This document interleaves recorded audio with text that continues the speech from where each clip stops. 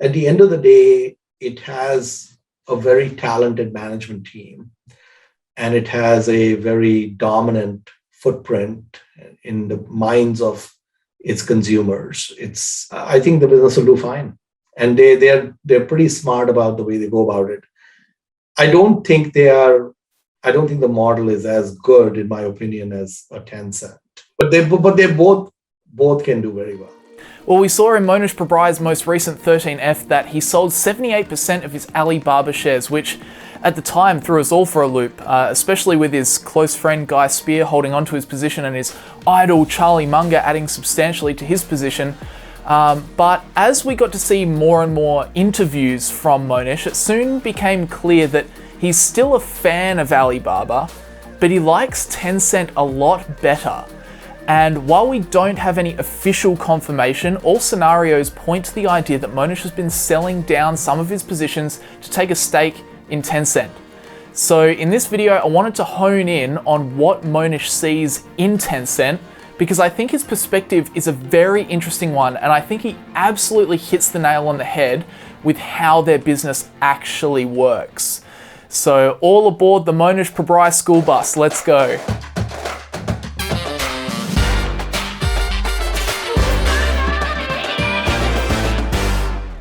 This video is brought to you by ShareSite. Sick of tracking your performance manually? Track capital gains, dividends, and currency fluctuations easily, and when it comes to tax time, have everything you need ready to go with just a click of a button. Try ShareSite for free or use the referral link in the description to get 4 months free when you sign up to an annual plan. Also, huge thanks to everyone that donated for Movember.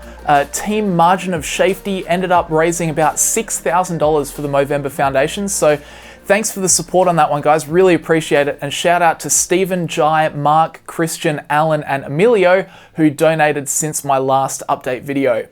Alrighty, so what is Tencent? Let's get into it. It's a company that is bigger than Berkshire Hathaway, but honestly, most Westerners don't know a single thing about it. And honestly, that's understandable because we just don't use it.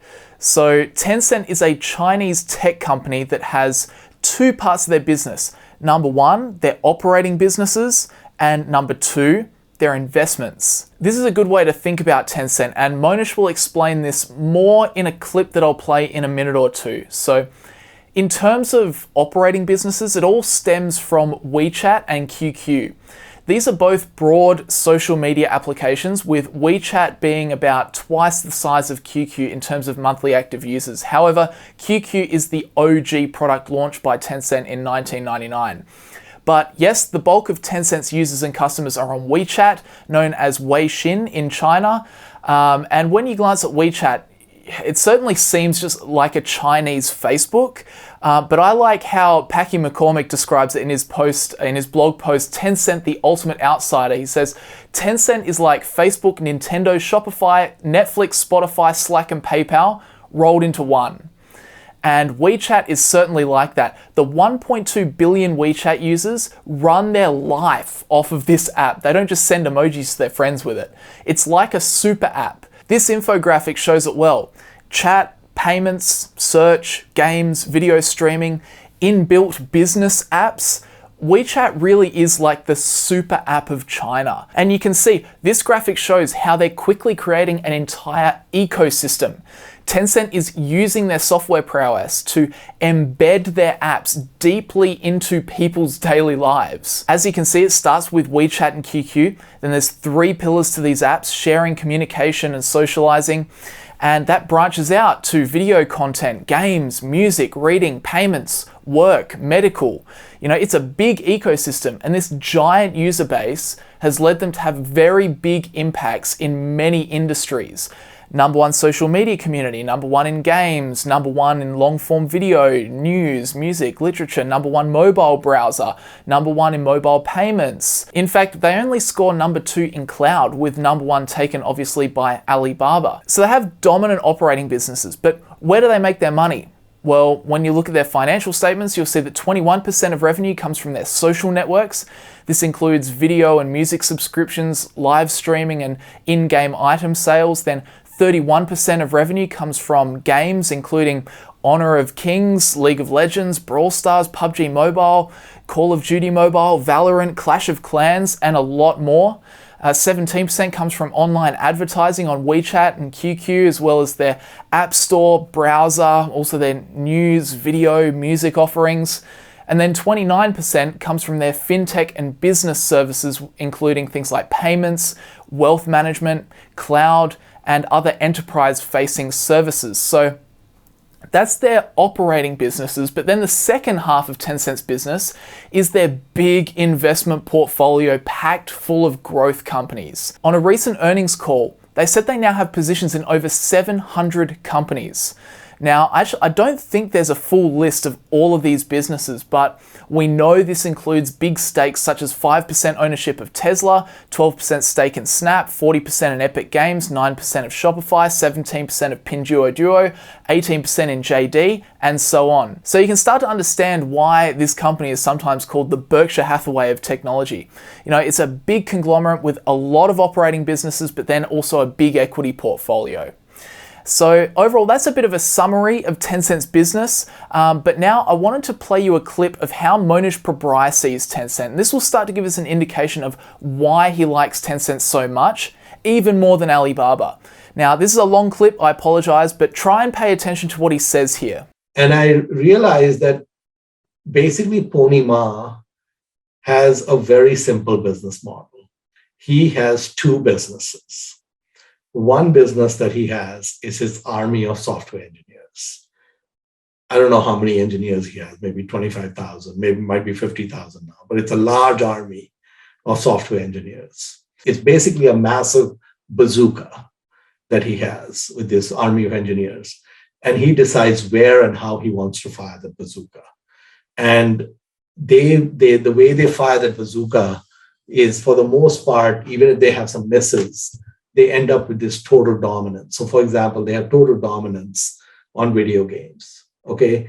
And I realized that it really doesn't matter what the CCP or the Chinese government does regarding video games. It is like a pimple on a camel's butt from Tencent perspective.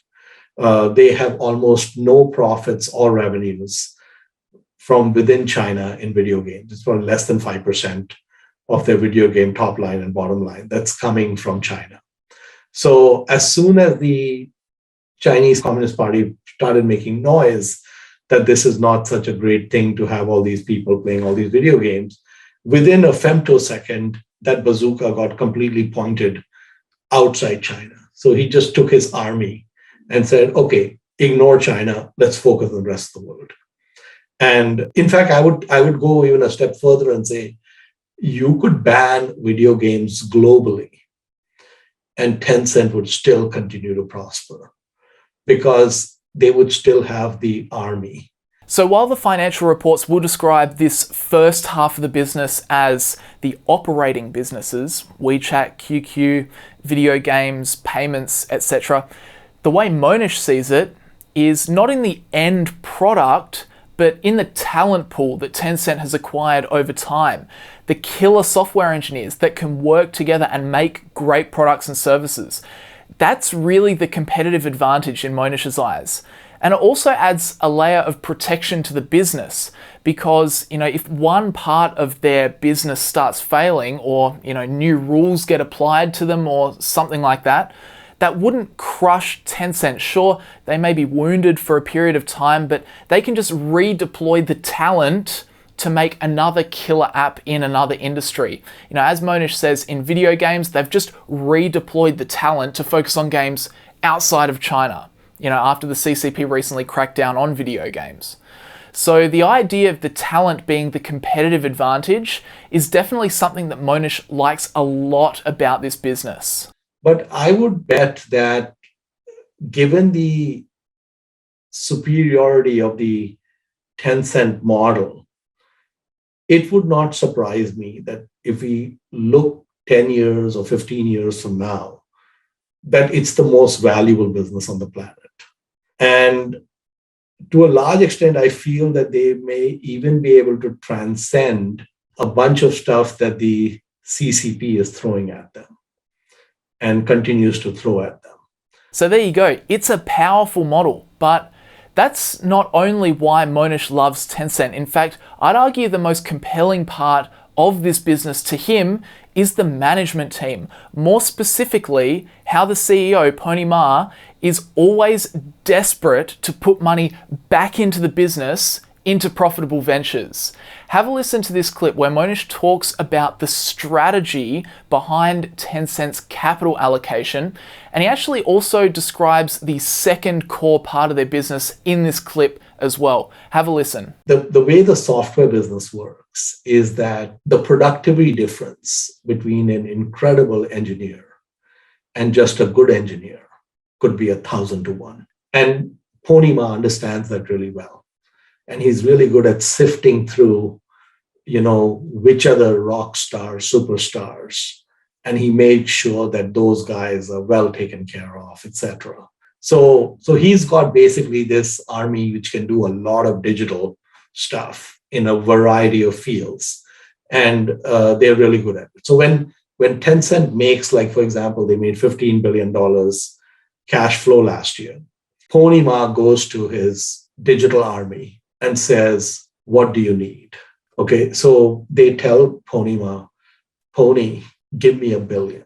So Pony says, yeah, that's okay. Here's your $1 billion, but that's not enough. Can you take $5 billion? And they say, no, we can't handle that.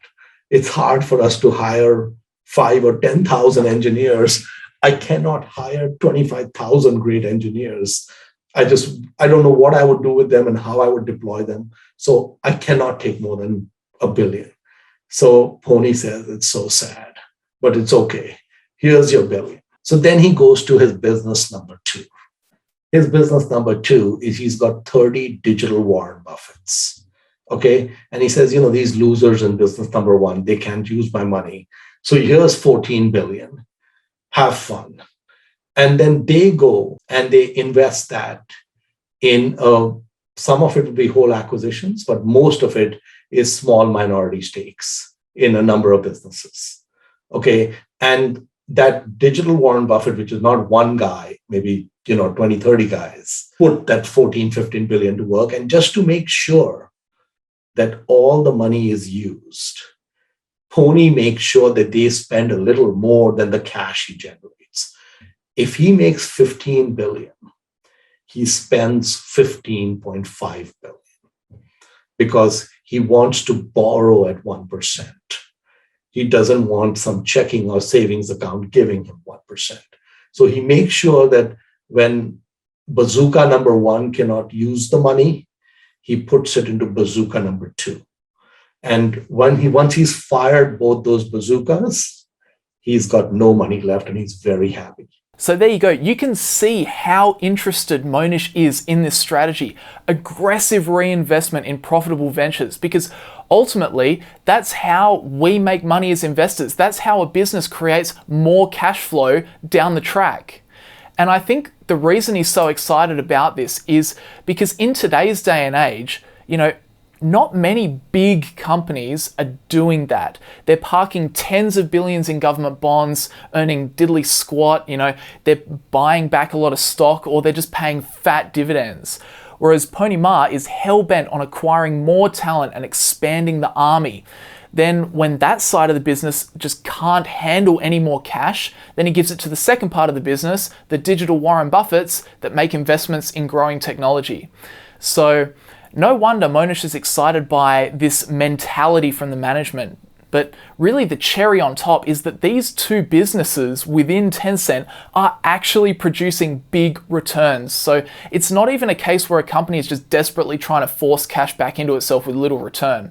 Tencent are actually getting a big return from this capital allocation, which as an investor is exciting. So now, here's the economics for the last 20 years, which Pony Ma will never tell you. I have to tell you, the Indian guy in the wonderful blue kurta. Okay, model number 1, bazooka number 1, earns 65% annualized return on capital invested.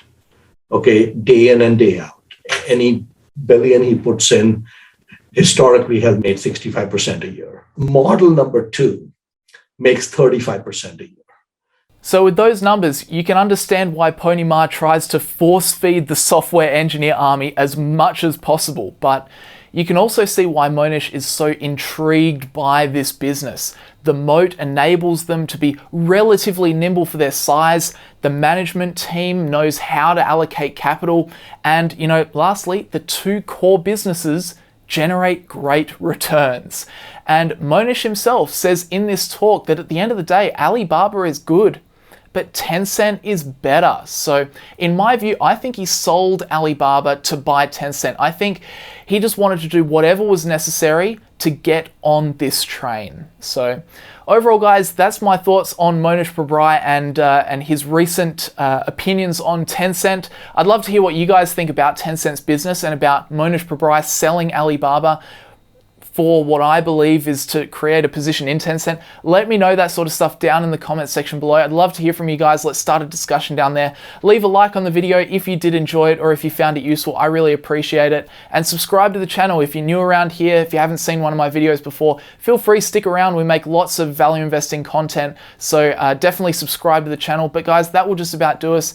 If you wanted to check out PROFITFUL's Black Friday sale, that's going to be wrapping up very, very soon. So if you wanted to just get in on the end of that, then go for it. We don't do many sales with PROFITFUL. We really stand behind the pricing that we put on. We think it's fair pricing, so we tend not to do big sales very often. So if you want to get on it, it's a good opportunity. And as you guys have heard in the last couple of videos, it helps me out because all the money that I make from that, I'm putting back into this business. I'm the modern day Pony Ma of YouTube. So if you're interested, check it out. New Money Clips is also linked in the description if you want to check out short form new money content. But that's it from me, guys. Thanks for watching. I'll see you guys next time. Thanks again to ShareSite for sponsoring this video. So recently I finally decided to stop being lazy and I imported all of my stock portfolios across into ShareSite. Finally, I should have done that a hell of a lot sooner. So with ShareSite, you sign up, you link your ShareSite account with your stockbroker, or you just add your positions manually. And then from there, ShareSite tracks everything for you. It tracks your capital gains, it tracks your dividends, it'll track your dividend reinvestment plans, it'll track gains and losses from currency fluctuations. Seriously, this is by far the most thorough portfolio tracker I have ever seen. And because they track and record everything so thoroughly, they can provide you with all of these reports. So from literally simple performance reports to complex predicted future cash flow reports if you're a dividend investor. But here's the really good thing, they also provide all of these detailed reports for tax time. So send these reports to your accountant, done. Plug these numbers into your tax return, done. Simple as that. It's a big, big help. And most of these features are available for free, but to be honest, to get the best experience, I would personally bite the bullet and upgrade to a paid plan. Honestly, this is one of the few stock market related subscriptions that I would actually recommend. It's very, very helpful, particularly when it comes to tax time. Anyway, if you did want to sign up, simply use the referral link in the description, or you can go to sharesite.com/new money, and ShareSite will give you a special offer of 4 months free when you sign up to an annual plan. So at least sign up for the free plan. It will make your life easier. But that's it for today, guys. Thanks very much to ShareSite for sponsoring this content, and I'll see you guys next time.